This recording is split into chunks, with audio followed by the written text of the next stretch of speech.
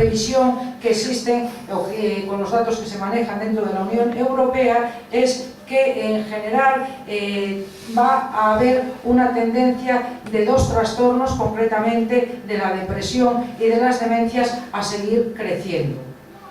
De la depresión y de las demencias se prevé que en los próximos años van a crecer aún más de lo que están. Concretamente, en las demencias se prevé o se supone que va a crecer más o a incrementarse más, sobre todo en las mujeres, entre otras cosas porque la edad media de supervivencia de las mujeres, todos sabéis que es superior a la de los hombres, y los trastornos depresivos también se espera desafortunadamente que vayan a incrementarse en los próximos años, y en ese caso se supone que la prevalencia de incremento será muy parecida en hombres y en mujeres. El resto de los trastornos pues tienden a permanecer o ligeramente incrementados, por ejemplo la enfermedad de Parkinson, un ligero incremento, o a permanecer como están ahora. O sea, la mala noticia en este punto es que todo va a seguir como está en cantidad y algo va a crecer, pero desafortunadamente no vamos a tener la posibilidad ni las herramientas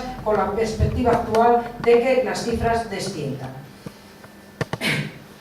¿Qué pasa? Pues que cuando una persona tiene una enfermedad de tipo crónico, como son las enfermedades de las que estamos hablando en estos momentos, pues va a haber unos gastos y unas cargas monetarias, económicas, asociadas a esas enfermedades. Concretamente de todas las enfermedades, de todas, aquí estoy hablando de patología general, estoy metiendo pues enfermedades de lo más variado. Por ejemplo, si os fijáis, la segunda por abajo es el infarto de miocardio, que nada tiene que ver con las enfermedades que nosotros tratamos. Bueno, pues lo que sí que quiero que sepáis es la que mayor carga monetaria, de pérdida monetaria y de discapacidad produce es la depresión, de todas las enfermedades que existen. De todas las enfermedades generales que puede tener una persona, la que mayor carga produce es la depresión, y entre otras cosas, no solamente por los tratamientos, porque al fin y al cabo los tratamientos que nosotros utilizamos, los psiquiatras, son de los tratamientos más baratos que existen en comparación con los que se usan en otras especialidades, sino que muchas veces esa carga es debida a la cantidad de productividad de lo que la persona que tiene esa enfermedad deja de poder hacer. Es lo que nosotros llamamos años de vida perdidos debido a la discapacidad que genera la enfermedad. Concretamente, en el caso de la depresión, es una enfermedad crónica y que muchas veces discapacita mucho a la persona para llevar a cabo una actividad laboral, social y familiar adecuada. Y todo eso cuenta a la hora de hacer los cálculos, de modo que es la que más pérdidas produce. ¿Qué pasa con España? Bueno, pues con España tenemos pocos datos, pero tenemos dos datos de dos estudios que se han hecho en el año, desde asistencia primaria, desde los médicos generalistas. No están hechos desde psiquiatría, sino desde los médicos generalistas. Y quiero señalaros ambos estudios son dos estudios que engloban a todas las comunidades autónomas, a las 17 comunidades autónomas, por tanto nos permiten extraer datos globales, pero yo diría globales pero insuficientes. Y me diréis, ¿por qué son insuficientes? Digo insuficientes para el momento actual porque ambos estudios son muy recientes pero un poco antiguos. Me explico. El primero de ellos se realizó en el año 2006, como podéis ver ahí, y el otro, que es del que voy a comentaros más cosas, está hecho en el año 2010. Pero todos estaréis de acuerdo conmigo que el impacto o la crudeza más grande, por llamarlo de alguna forma, de la crisis socioeconómica, pues no se había producido ni mucho menos en el año 2006 e incluso empezaba a colear en el año 2010, pero su impacto no se podía medir con los datos extraídos en ese estudio. ¿Vale? Por eso digo que son lo más aproximado a la realidad, pero que tienen algunas cosas, deficiencias, no deficiencias en sí, sino que son un poco antiguos para lo que nos interesa. De todas formas, fijaros, estoy utilizando el último, el que está publicado en el 2013, aunque los datos son del 2010. Bueno, pues entonces aquí se comparan los datos de lo que se obtuvo en el primer estudio con lo que se obtuvo en el segundo. Se hace una comparación y se dice, bueno, en el 2006 no estábamos en crisis, en el 2010 ya empezaba a aparecer la situación de crisis, ha cambiado la prevalencia de los trastornos mentales, pues podéis ver que la barra azul claro, que es la que hace referencia al año 2010, es en todos los trastornos que os estoy poniendo y que son trastornos que normalmente se atienden o podrían atenderse desde la asistencia primaria, pues hay un incremento importantísimo. Estoy hablando de tanto de la depresión como de los trastornos de ansiedad, como de las somatizaciones, consumo de sustancias, alcohol y otras sustancias y trastornos del comportamiento alimentario. Casi, al menos las barras azul claro son al menos casi un tercio más elevadas en el año 2010, que era cuando se empezaba a vivir primera situación o el inicio de la situación de crisis en nuestro país. Y todo esto además se ha traducido en otra cosa, en que el consumo de psicofármacos lógicamente se ha incrementado. ¿Y cómo afecta esto o qué otro subanálisis se hace dentro de este estudio? Pues mirad, se compara con los datos de 2010 a la población entre los que están en situación de activo, laboralmente activos, y que son los azules, y los que están en situación de paro, que son los naranjas. Y se mira a ver si dentro de los que tienen enfermedad, pues la situación sociolaboral es de actividad laboral o de paro. Como podéis ver, en todos los casos gana las barras naranjas. Es decir, todos los trastornos que están estudiando, aquí os pongo algunos ejemplos, son más prevalentes en aquellas personas que están en situación de paro que en las personas que estaban laboralmente activos. Lógicamente, al haber más cantidad de personas que sufren el problema, lógicamente más personas también necesitan tratamientos para esos problemas.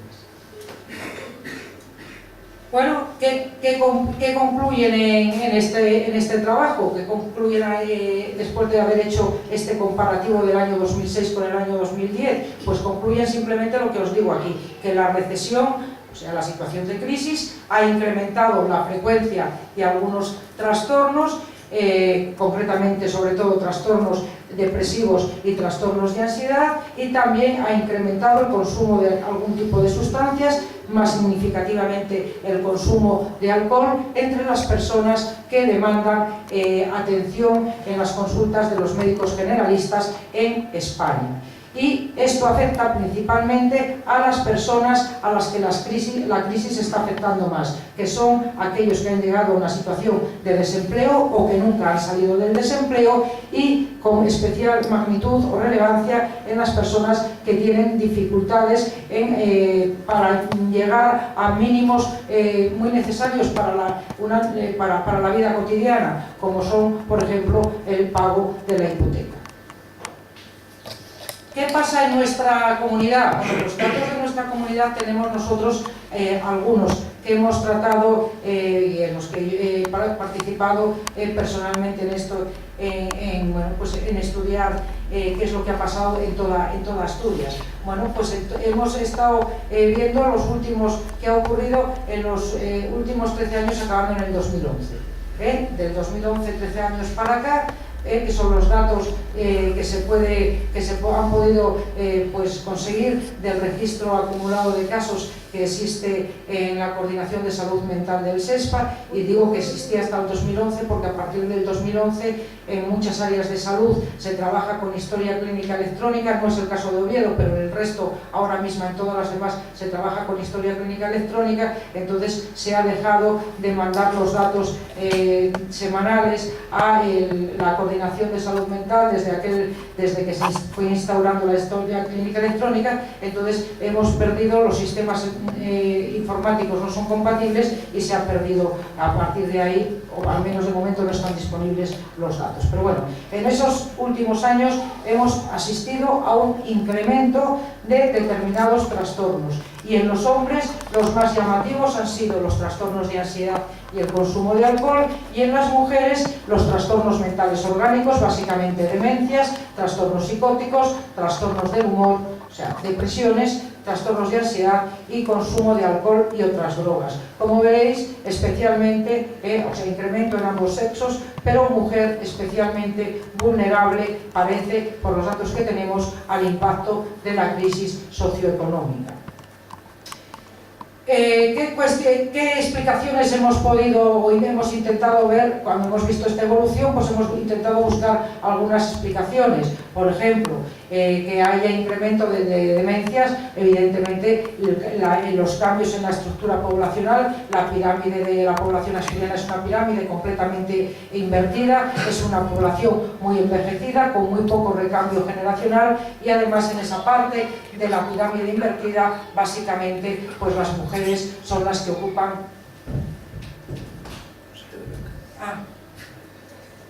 ocupan pues un porcentaje importante. Por otra parte, existen otras explicaciones que nosotros hemos barajado. Afortunadamente, el hecho de acudir a una consulta de psiquiatría o de salud mental ya no es algo que sea tan que estigmatice tanto a la población. Hace unos años la gente ocultaba que acudía al psiquiatra. Ahora el hecho de ir a la salud mental o al psiquiatra es algo que está mucho menos mal visto por el resto de la población, y afortunadamente eso hace que en muchos más casos la gente tenga acceso a los cuidados que necesita, pero también hace que se incrementen lógicamente las demandas. Por supuesto, la situación de crisis, la situación de estrés que está sufriendo la población, estrés a nivel de su bolsillo, estrés a nivel de que en muchos casos pues los aspectos básicos de la vida cotidiana pues se vean muy afectados, pues lógicamente también actúa como disparadero a que determinadas enfermedades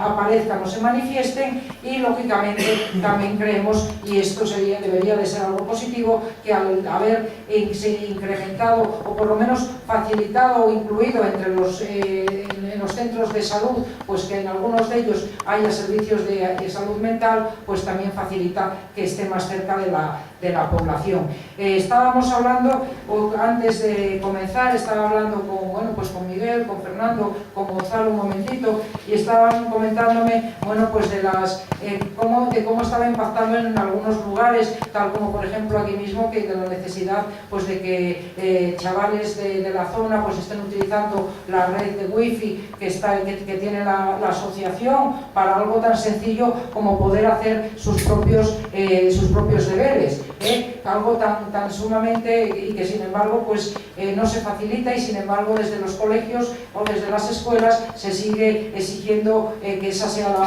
fórmula en que ellos lleguen a hacer determinadas tareas. Cosas tan sencillas y cotidianas como esta pues pueden poner a las personas todos los días. Es una situación tan al límite que hace que puedan ser gota que colma el vaso y que aparezcan patologías y que lógicamente esto lo veamos en nuestros servicios. Bien, ¿qué pasa con otro tema que creo que es importante antes de hablar del tema del suicidio? ¿Qué pasa con las discapacidades o con la incapacidad temporal en Asturias? Pues estos son datos del año 2012. Lo que ha pasado es que el recorte ha afectado a todo. Entonces, al haber una afectación del recorte, pues se están continuamente haciendo revisiones de las personas que están en situación de incapacidad temporal. Yo eso lo vivo en el día a día, porque personas que tenían incluso no la incapacidad temporal, sino una incapacidad total ya concedida, se les está revisando. Yo lo sé pues porque me acuden muchas veces los pacientes a las consultas pidiendo un informe, el informe que lógicamente necesitan presentar.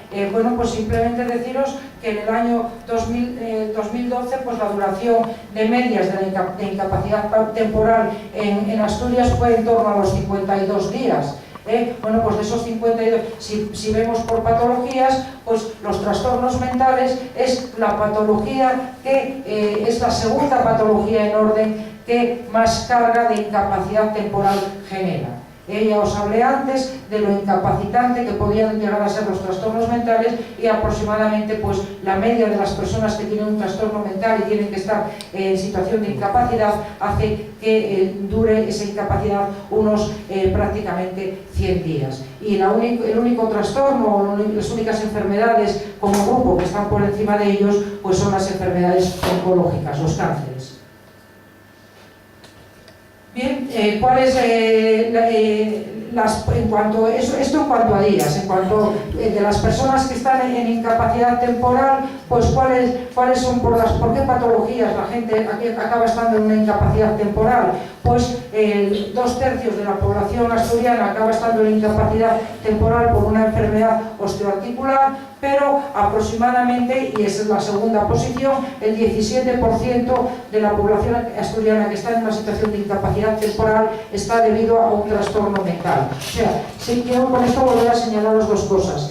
No solamente son unas enfermedades que una vez que se llega a la situación de incapacidad requieren un tiempo importante de baja de la persona, sino que aparte son las personas que tienen trastornos mentales muy frecuentemente necesitan acabar teniendo una baja, tan frecuentemente como que son las segundas como grande grupo de enfermedades detrás de las enfermedades osteoarticulares. Y esto nos pasa tanto en los hombres como en las mujeres. Deciros, no obstante, que ha pasado en los últimos años, pues que el porcentaje de bajas laborales ha descendido en Asturias durante los 8 últimos años, que la baja ha disminuido en cantidad, en el número de días. Bueno, ahí pongo 51, era 51,99, casi quedémonos con la cifra del 52, pero estos, si lo comparamos con los datos del año 2004, que son datos de hace 9 años, pues son 10 días menos. O sea, que se aprieta más a la persona que necesita una situación de baja para que se reincorpore a la situación de trabajo. Y también hay otra cuestión que es muy importante. Hay muchas personas que simplemente por el miedo a perder el trabajo no inician procesos de incapacidad temporal, aunque la situación de salud de esa persona y su capacidad para desarrollar en determinados momentos el trabajo sea más que dudosa, porque simplemente por el problema de salud que tienen, por la gravedad del problema de salud que tienen, pero tienen miedo a iniciar simplemente el proceso de incapacidad por miedo a la inestabilidad laboral que hay, pues pueda acabar perdiendo el trabajo. Bueno. Otro tema que creo que es muy importante es lo de la ley de dependencia. Si os acordáis, en el año 2006 pues se generó la ley de dependencia, era la ley 39/2006, y se suponía que se iba a facilitar monetariamente una ayuda para atender a personas que fueran dependientes tanto a nivel físico como a nivel psíquico. Para mi gusto y para el gusto de muchos compañeros de profesión mía, es una ley que siempre surgió maldita, y lo digo porque era una ley que los baremos de esa ley estaban muy bien hechos para amparar a las personas que tenían una dependencia física. Eso sí puntuaba mucho y fácilmente, pero desafortunadamente puntuaban las personas con una dependencia psíquica. No tenían ítems prácticamente para puntuar. Era dificilísimo que alguien, aunque tuviera una enfermedad psíquica muy grave y por ello fuera muy dependiente, o que necesitara una persona prácticamente para que le indicara que tenía que ponerse de ropa, que hay unas horas para comer, que tenía que tomar la medicación, es decir, alguien que tuviera que estar detrás de él o de ella y pendiente todo el tiempo. Como no había problema físico, era muy difícil obtener puntuación. Bueno, pues aparte de esto, que ya os digo que surgió maldito, pues os voy a contar lo que ha pasado en los últimos años. Bueno, pues surge la ley de dependencia y ¿qué ha pasado? Pues en nuestra comunidad. Bueno, pues en nuestra comunidad, desde su implantación, allá por el año 2008-2009, existe un crecimiento neto de beneficiarios que son aproximadamente 1000 personas. O sea, prácticamente no ha habido incrementos de nuevos beneficiarios, y esto os lo voy a enseñar mejor aquí. Mirad, si vemos, si nos centramos más concretamente en lo que pasa en los 2 últimos años, del año 2011 al 2013, deciros que cada día en el último año, y tengo datos hasta julio del 2013, Han perdido derecho a ser atendidas en Asturias aproximadamente 200 personas. Y me diréis, ¿y esto por qué ocurre? Bueno, pues os lo pongo aquí. Cuando surge la ley se observan tres grandes grados de dependencia, cada una de ellas con un nivel y cada una de ellas con un año de entrada en vigor o de aplicación. Si os fijáis, había una gran dependencia, lógicamente eran los grados más graves, que tenía además 2 niveles y que se supone que los grandes dependientes llevan a recibir ayuda en el año 2007. La dependencia siguiente, en menor gravedad, era lo que se llamaba el grado 2 o dependencia severa, que se suponía entraba en vigor en el año 2008 y 2009, y después estaba la dependencia moderada también con 2 niveles, que se supone tenía que haber entrado ya uno de ellos en el año 2011, y aquí es donde pues nos perdimos completamente. Y nos perdimos, y esto ha hecho que, y si nos fijáis, pues tengo ahí la flecha puesta donde están los datos, ahí tenemos los datos de Asturias. Si os fijáis, bueno, pues en Asturias es una de las comunidades donde hay más desatenciones por personas que han caído en eso que nosotros llamamos limbo de la dependencia, es decir, en tierra de nadie. Existe aproximadamente un 15% de personas que hubieran tenido derecho a recibir una prestación por su necesidad, por su situación de dependencia, que no lo han recibido, y eso han sido por varios motivos. En primer lugar, porque durante el año 2012 se reforma la ley de dependencia, y entonces en esa reforma pasan 2 cosas. Que los que tenían una dependencia moderada, que ya tenían que haber empezado a recibir dinero en el año 2011, hasta el 15 no van a empezar a recibir de momento nada. Y entonces parte de esas personas están ahí, todavía esperando. Y encima ha habido otras personas que desafortunadamente, a fuerza de esperar, han fallecido sin llegar a haber recibido nunca lo que les correspondía por su situación. Y aparte, en vez de haber los 6 niveles que se estaban estableciendo cuando se creó la ley en el año 2006, pasó, en el momento actual solamente tenemos 3 niveles, por tanto, o 3 grados con 3 niveles, por lo tanto es más difícil a las personas acceder a situación de dependiente, y si para las personas que tienen un trastorno mental ya era difícil desde el inicio, ahora la situación es todavía más compleja. Bueno, y ahora voy a cambiar un poquito de tercio ya para acabar y para hablar entre todos, que yo creo que es lo más interesante, que es el que pasa con el tema del suicidio. Bueno, pues si os fijáis, aquí comparo, y son datos, bueno, los últimos datos de los que se disponen, datos oficiales, siempre van con 2 años de decalaje. El Instituto Nacional de Estadística siempre facilita los datos en marzo de 2 años después, o sea, concretamente en marzo del 2014 nos darían los del año 2012, por tanto los últimos que tenemos son los del 2011. Bueno, pues tenemos 2 cosas que me interesa que señalen. Fijaros en la línea azul, que es la del suicidio. Bien, pues del año 2008 el suicidio es la primera causa en nuestro país de muerte por causas no naturales. Hasta el año 2008 eran los accidentes de carretera. No obstante, las campañas tanto de prevención punitiva, por llamarlo de alguna forma, y de prevención a través de los medios de comunicación para disminuir la accidentabilidad del tráfico han tenido efecto. Las líneas verdes han ido bajando, sin embargo, las líneas azules, que son las del suicidio, tema en el que no se ha hecho absolutamente nada a nivel preventivo en nuestro país, pues permanece prácticamente estable. No varía y permanece en que aproximadamente unas 3.200, 3.300 personas mueren todos los años en nuestro país por culpa del suicidio. ¿Qué pasa concretamente con Asturias? Pues pasa lo que lleva pasando también siempre, desde hace prácticamente 20 años, que siempre está en el podio. Y en el podio quiere decir que está en primera, segunda o tercera posición de todas las comunidades autónomas y en los últimos 20 años. Concretamente, en los datos últimos que tenemos, que son los del año 2011, como os acabo de comentar, estamos en segunda posición, por detrás de Galicia, con los cuales siempre solemos pelear por ese infausto podio. Siempre solemos estar ellos y nosotros últimamente, uno de los 2 en primera posición y el otro ocupando la segunda.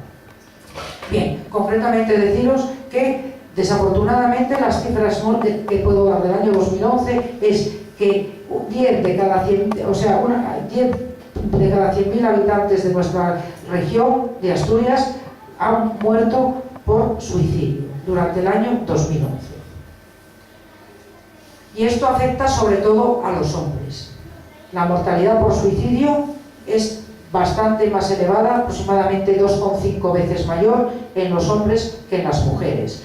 Para que os aclaréis un poco de tanta barra y tanto gráfico, deciros que las mujeres es las columnas azul claro, los hombres serían las columnas azul oscuro y lo verde sería la suma de hombres y mujeres.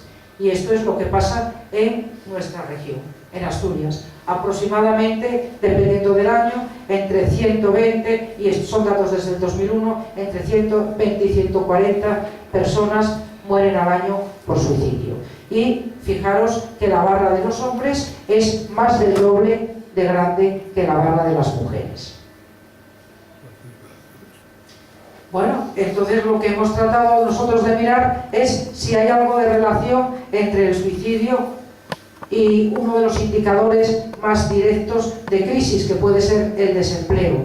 Lo que hemos hecho es estudiar datos de la evolución del suicidio desde el año 98, de los datos oficiales que se disponen en nuestro país, en todas las comunidades autónomas, incluyendo Ceuta y Melilla, y qué ha pasado con el desempleo. Si os fijáis, he puesto una línea roja aquí. Esta línea roja marca un poco, o la usamos como línea divisoria entre momento pre-crisis y momento post-crisis. Desafortunadamente, pues los últimos datos que tenemos es los de 2011. Bueno, vamos viendo, si miráis el número de suicidios, bueno, vamos a empezar primero con el desempleo. Fijaros, el desempleo es la línea, aquí se ve como, bueno, como morada. Fijaros que a partir del 2008 el desempleo pega un fuerte tirón hacia arriba, yo creo que se ve bastante bien. Sin embargo, los suicidios en España, bueno, pues andan subiendo y bajando en torno a, bueno, a los 3.000, más o menos, que es la línea que marca más o menos la división de suicidios. Cuando entonces analizamos los datos así en crudo, pues vemos que no existe ninguna relación entre suicidio y desempleo. Pero ¿qué hicimos? Porque no nos convencía este primer análisis. Lo que hicimos fue ver qué ocurría cuando mirábamos los datos respecto al año previo, las variaciones de desempleo respecto al año previo y las variaciones de suicidio respecto al año previo. Bueno, hicimos unas técnicas estadísticas que no vienen al caso. Pero bueno, el caso es sobre todo la imagen gráfica. Cuando hicimos esta otra aproximación, si os fijáis, lo que ocurre hasta el año 2008 es que tanto el desempleo como el suicidio parece que van cada uno por su lado.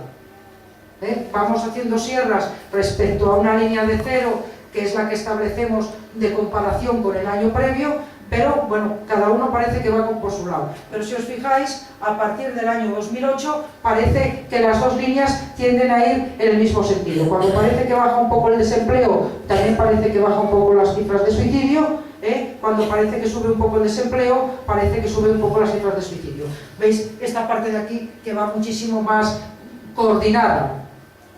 Bueno, pues lo que hemos podido ver, esta es la imagen gráfica, la imagen traducida en números, es que desde el año 2008, aproximadamente por cada 10% de desempleo que se observa en la población, se incrementa en 1,6% el número de suicidios.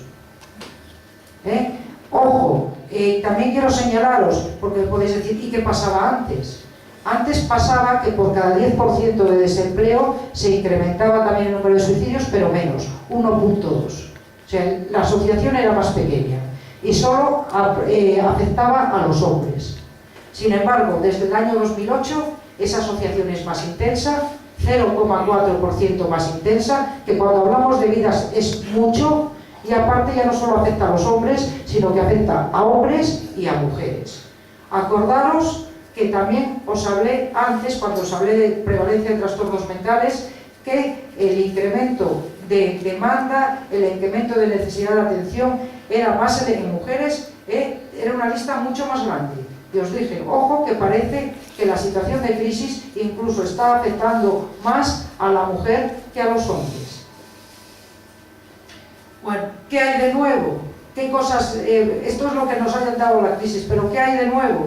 Bueno, pues por un lado las sociedades profesionales, sobre todo las dos grandes, los dos grandes sociedades profesionales que más nos pueden afectar a nosotros, como puede ser la Organización Mundial de la Salud o la Asociación Americana de Psiquiatría, están luchando por buscar nuevas clasificaciones que nos ayuden a entender mejor cuáles son las bases y cuáles son las aproximaciones terapéuticas de los trastornos mentales. Concretamente, la Asociación Americana de Psiquiatría ha lanzado su manual de clasificación en mayo del año 2013. La Organización Mundial de la Salud tenía previsto hacer lo propio para el año 2015, ahora ya sabemos que se va a retrasar por lo menos hasta el año 2017, pero eso esperamos que también nos sirva para manejarnos nosotros mejor con los trastornos mentales. Ojo, que desafortunadamente herramientas terapéuticas, sobre todo de tipo farmacológico, la crisis también afecta a las industrias farmacéuticas y la búsqueda de nuevos productos, que como sabéis no está en manos del Estado porque no pone dinero en eso, sino que está en manos de compañías privadas, pues las compañías privadas están invirtiendo mucho menos dinero en enfermedades mentales o en buscar nuevos tratamientos que puedan ser útiles, y esto va a tener repercusión porque nos permite tener las herramientas que se nos van quedando anticuadas. Y que además no solo que se nos están quedando anticuadas, sino que donde eran insuficientes, pues siguen siendo insuficientes y además cada vez más anticuadas. Las estrategias que genera el Sistema Nacional de Salud, pues parece, mis sensaciones que son muy bonitas sobre el papel, pero que se quedan en papel mojado. Se crean, no se aplican, y entonces se evalúan, se ven que como no se han aplicado los resultados son malos, y dicen, bueno, pues vamos entonces a generar una nueva estrategia. Y es un poquitín en la situación que estamos. Se generó la del año 2007, que en principio era ilusionadora, se evaluó, lo que se había hecho en la mayoría de comunidades era más bien poco. Bueno, pues vamos a hacer otra nueva estrategia. Ahí en esa fase estamos. Pero mientras lo que se esté haciendo sea generar papel y no ponerlo en marcha, pues poco nos sirve. Y en lo que sí estamos intentando trabajar, pero desde un punto de vista más que nada didáctico y teórico para los profesionales, es en el tema de intentar detectar lo primero posible y prevenir el comportamiento suicida, sin que el Sistema Nacional de Salud ponga un mínimo duro en evitar este tipo de muertes, porque estrategias preventivas las hay y se conocen, porque en otros países se han evaluado y se sabe cuáles podrían tener utilidad. Bueno, pues sin que nosotros estamos trabajando desde un punto de vista teórico y desde las sociedades profesionales, porque no ha puesto el Estado ningún duro para poner freno a este problema. Igual que se ha puesto el freno a la accidentabilidad del tráfico, ¿por qué no a esto? ¿Por qué no a esto que afecta a tantísima gente? ¿Y qué pasa desde el punto de vista de la investigación? Que lógicamente la investigación pues es fundamental para conocer mejor las enfermedades y aprender a tratarlas mejor. Bueno, pues parece ser que en ese sentido tanto Estados Unidos como Europa, o en este caso tanto Europa, porque empiezo por Europa, como Estados Unidos, pues van a destinar bastante dinero a investigación en enfermedades del cerebro.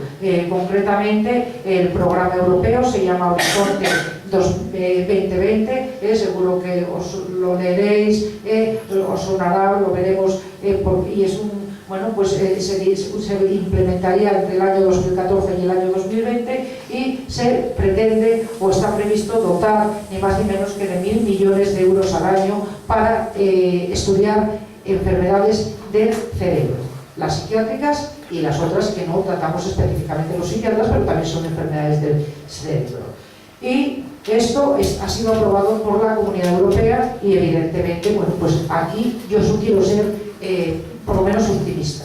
Os he estado dando una imagen que a lo mejor puede ser de pesimismo. Lógicamente, esto es un dinero que si realmente se invierte, yo espero que acabe dando resultados.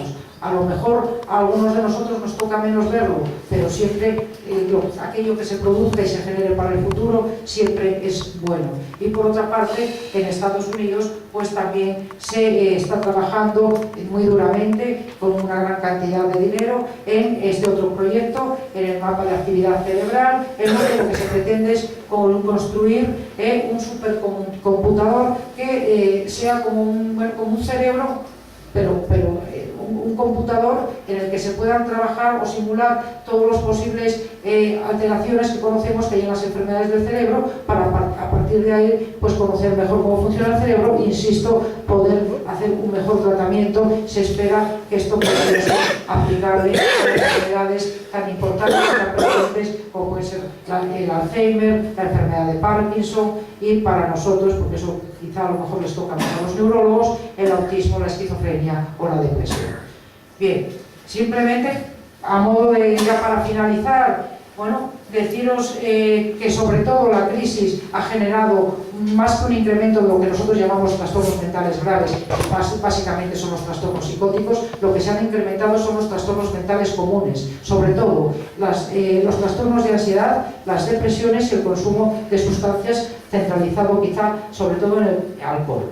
Deciros que Asturias desafortunadamente seguimos estando en el top de comportamiento de suicidio, sigue siendo una de las comunidades con tasas de suicidio más elevadas, y que los datos de los que disponemos, insisto, estamos deseosos de poder tener los datos del 2012 y ojalá los del 2013 y los del 2014, porque vamos a poder saber mucho mejor qué ha hecho la crisis. Esto es los comienzos, pero de momento, con los datos que tenemos, recordaros, afecta mucho a las mujeres, que antes la situación de afectación era menor en la situación que teníamos previa a la crisis. Y en el tema del suicidio, recordaros que un incremento de 10% de desempleo ha incrementado 1,6% el número de suicidios, lo cual es un 0,4% superior a los incrementos que se producían antes de la crisis. Por tanto, mayor afectación. Y todo esto parece sugerir que existe una relación entre crisis y peor salud mental, y de todas formas, insisto, estos son datos preliminares. No preliminares porque tengamos que analizarlos más, sino porque la crisis los efectos de la crisis no los sabemos con datos del 2011. Los sabremos quizá cuando tengamos datos del 2015. ¿Y por qué? Porque a pesar, nuestra opinión es que a pesar de que la crisis parece que ya a nivel macro, a nivel país, está tocando ya el fondo, ya parece que más abajo o mucho más abajo no va a ir, la repercusión en los bolsillos todavía se va a estar, y en los bolsillos de las personas de la calle, de la población general, todavía van a verse hasta al menos 2 años después de la finalización, 2 o 3 años después de la finalización de la crisis. Por eso digo que desafortunadamente, hasta que no tengamos datos del 2015, más definitivos no podemos ser, pero sí podemos ir ya apuntando datos en los que sí diremos, ojo, que la crisis sí que ha empeorado la salud mental de los asturianos y en general de la población española. Bueno, yo creo que con esto, más o menos, para poder hablar o preguntarme lo que queráis o lo que sea, agradeceros muchísimo vuestra paciencia, vuestra atención y el tesón que tenéis, porque cada vez con menos medios estáis manteniéndoos y no manteniéndose en las actividades habituales, sino intentando implementar o hacer más actividades de las que antes hacíais, lo cual quiere decir que tenéis personas muy potentes detrás de vosotros. A mis lados las tengo, enfrente tengo algunas de ellas, y por otra parte que sois invencibles, vamos, que no, con vosotros no puede nadie, y eso es una forma de demostrar, bueno, pues que se puede salir adelante. Pero de todas formas yo todavía os animaría a que cuanto más repercusión o cuanto más se proteste desde distintos lugares, cuanto más protestemos distintos colectivos, pues vosotros, nosotros como profesionales, etcétera, pues mayor posibilidad hay de que a lo mejor algún día se nos haga caso y pues realmente al menos se dote a los trastornos mentales con la cantidad y con el espacio que se tendrían que dotar, que como habéis visto, por la cantidad de gente a la que afectan, pues tendría que estar bastante mejor dotado de lo que realmente está. Bueno, pues simplemente esto.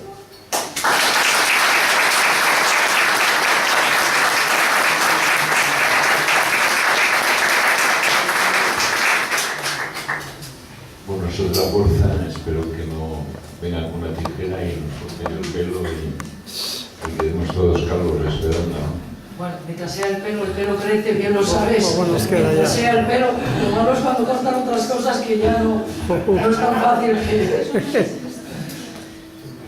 ¿Alguna pregunta para Pilar? ¿Alguna curiosidad? Empiezo yo con una.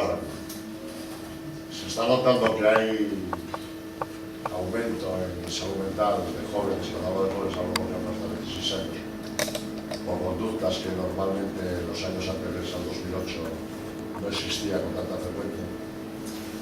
Básicamente lo que se está encontrando es el problema de alcohol, estoy hablando de esta población, y lo que nosotros llamamos trastornos adaptativos. Trastornos adaptativos son trastornos en los que existe un desencadenante externo, muchas veces la situación de dificultades económicas que les acaban incidiendo. Y estos trastornos adaptativos, cuando se perpetúan en el tiempo, pues acaban generando en muchas ocasiones problemas de ansiedad o problemas depresivos. En esto estamos básicamente notando. Pero ojo, insisto, más que quizá en el sexo masculino, estamos todavía notando más esto en las mujeres. Es llamativo, o sea, parece que la situación de crisis ha sido tan intensa que ha llegado a tocar o ha llegado a afectar también y repercutir en la mujer, que tradicionalmente, bueno, pues demanda más atención en salud mental, más que nada porque la mayoría de trastornos mentales suelen ser, no todos, ni mucho menos, pero bueno, un número importante de ellos son más prevalentes en las mujeres que en los hombres. Pero a pesar de esa prevalencia, encima les está incidiendo más últimamente. Bueno, el equipo de psiquiatría de la Universidad de Oviedo ha hecho un análisis sois observadores, sois psiquiatras que observáis a las personas, observáis los comportamientos, observáis las acciones, los cambios de criterio, y eso pues puede ser un motivo de una patología, ¿no? La salud mental de los políticos asturianos es buena, mala, va peor, vamos a ir al año 2044, ¿cómo quedamos? Bueno, ¿Cuál es el análisis honradamente de una psiquiatra ante la cantidad de argumentaciones sin fondo que plantean muchos políticos? Hombre, yo creo que ahí podría deciros varias cosas. Yo creo que ellos procuran que su calidad de vida sea lo mejor posible. Y aparte, ya podría deciros que aparentemente pues tendría que haber, si se les pudiera hacer un escáner, pues a lo mejor encontrábamos muchas deficiencias estructurales en su sistema nervioso central, porque es imposible que puedan llevar la comunidad, y me da igual de un lado, de otro, del color que sea, que puedan llevar a nuestra comunidad a una situación tan desastrosa como la están llevando día a día. Y aparte, yo me gustaría que cualquier político entienda que para hacer previsiones, para poder pues, pensar o redistribuir los dineros, pues hay que mirar a largo plazo. A largo plazo quiere decir que a lo mejor una inversión de X dinero hoy es necesaria para que se produzca un beneficio en 10, 15 años. Pero eso nadie lo ve, porque todo el mundo lo que busca es la inversión a corto plazo, que es la que me va a generar votos a mí. Y mientras la gente trabaje de esa forma, pues poco vamos a conseguir. Y aparte, que hay que trabajar también coordinados, no solamente pensar en el futuro, sino que trabajar coordinados transversalmente. Lo que no se puede trabajar es decir yo ahorro y entonces corto por aquí, recorto para allá, y que tenga que ser Gonzalo el que tenga que poner el dinero para cubrir esta parte, o que tenga que ser Miguel. A lo mejor nos tenemos que centrar los tres en la mesa y decir, bueno, pues vamos a ver, si yo gasto más en esto, va a repercutirte a ti positivamente en este aspecto y a ti en este otro, aunque haya gastado más yo, pero al final todos nosotros que somos Asturias, pues salimos a pero eso tampoco lo ven los políticos. Y entonces lo que trata cada uno es, recorto aquí porque me va a beneficiar a mí. y da igual lo que pasa en el cajón de al lado, que al fin y al cabo sigue siendo de todos los asturianos, y lógicamente esto repercute en todos. O sea, que si me preguntáis, su calidad de vida parece que es buena, o no me explico que no sea buena, y su capacidad para gobernar, pues a lo mejor, y esto es políticamente muy incorrecto, pero me da exactamente igual, pues haría pensar que a lo mejor un escáner imaginario pues tenía que haber talas, porque insisto, parece que es muy difícil que si no las haya se expliquen determinados comportamientos. ¿Crees que son adictos al besazo? ¿Para qué? No sé yo. No, creo que no lo deben necesitar. Pero adictos a qué, que no soy yo. A ver, en estas estadísticas se habla del paro, de depresión y de todos estos problemas, pero se reconoce a los estudiantes porque hay mucha crisis en los estudiantes y mucha depresión y muchos problemas, sobre todo los que terminan, claro. Sí, claro, evidentemente, bueno, vamos a estar como me ha comentado un poco Miguel, sin que directamente fuera dirigido a los estudiantes, sí, va en general a la población joven, y que ya comento que sí que hemos notado incremento sobre todo de consumo de sustancias, un incremento importante a lo mejor en esta, bueno, importante o llamativo para nosotros en estas poblaciones más jóvenes de consumo de alcohol. Y aparte el tema de trastornos adaptativos que se cronifican y acaban en trastornos de ansiedad o trastornos depresivos.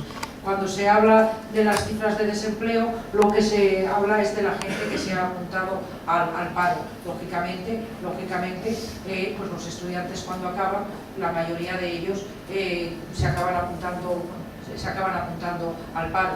Y lógicamente pues este engrose de cifras, o sea, el número de el incremento de desempleados, que lo habéis visto, bueno, en aquella línea que subía desde el año 2008, está incrementada básicamente por personas que a partir del 2008 han perdido el empleo, bueno, no sé dónde estaba, da igual, y personas que a partir del año 2008 se han apuntado por primera vez en las oficinas de paro porque no han llegado a conseguir su primer sueldo. Y ojo, que esto aparte de repercutir en el chaval directamente, repercute en las familias. Porque en las familias, en vez de llegar a una edad de 20 y algo años y haber un aporte externo o una independización de unas personas, lo que acaba es habiendo familias en las que se juntan generaciones y generaciones. Yo no es nada raro que la consulta tenga a familias en las que están terceras generaciones de personas que están ya pues con un importante deterioro cognitivo, que tienen que ser atendidos por, digamos, la parte del núcleo familiar central, que además están en una situación precaria a lo mejor de trabajo, y además tienen en su casa a los hijos que ya han acabado el periodo de formación pero que no consiguen llegar al mercado laboral. Y todo esto genera una sobrecarga tremenda en esas edades medias que tienen una generación por encima a su cargo y una generación por debajo a su cargo, y aparte muchas veces una situación precaria. Y acaban apareciendo también en nuestras consultas. Ojo, no nos olvidemos de ellos tampoco. Caballero. Sí. En relación al tema de los suicidios, yo creo que bueno, todo el mundo sabemos que hay una especie de pacto, de ley secreta, ¿no?, entre cuestión de la prensa, porque no informan de nada, ¿no? A no ser que sea un caso así, pues un personaje socialmente conocido, un deportista, actor o así, todo el mundo más o menos tiene un familiar lejano, un vecino, tal, que en los últimos años se sabe que ha llegado a ese punto, ¿no? ¿Usted cree que si se rompiese ese pacto, esa ley, sería un llamamiento, sería un freno a las personas que están a punto de lanzarse en esa cuestión, o si por el contrario sería algo, pues, bueno, que es la realidad y por qué no vamos a contar la realidad, ¿no? Bueno, ahí diría dos cosas. Bueno, lo que tú comentas de que existe un pacto, existen unas normas de buena práctica. Yo creo que la prensa, los medios de comunicación, da igual que sea la prensa, cualquier medio de comunicación, tiene que informar, pero de una forma didáctica, del problema del suicidio. Precisamente quizá lo que hace es lo que no debería de hacer, que es magnificar el suicidio de una persona famosa, me da igual cuál sea su profesión. Y eso es lo que suele hacer, magnificar eso. Y eso no lo debería hacer nunca, porque sí que se sabe que puede tener un efecto llamada sobre otras personas. Sin embargo, lo que no hace, que es lo que debería de hacer, es dedicar espacio a programas divulgativos sobre el problema en general, tal como se plantea en situaciones como esta. Está viendo este problema, las causas son estas, qué se puede hacer para detectarlo, qué se puede hacer para prevenirlo, para educar e informar a la población. Para eso no se dedica espacio. Lo que sí hay es una normativa, no es exactamente una normativa con rango de norma legal, lógicamente, pero sí unas indicaciones establecidas desde la Organización Mundial de la Salud de cómo deberían de tratar los medios de comunicación el problema del suicidio, que se hace hincapié en estos temas. Lo que pasa es que aquí se confunde las partes, bueno, el todo y las partes siempre se confunden. Entonces, como no hay que hablar del problema del suicidio, pues entonces no hablamos y hablamos de la forma mal hecha, es decir, cuando se suicida alguien famoso. Justo lo contrario de lo que hay que hacer. Hay que hablar, pero de forma divulgativa y educativa.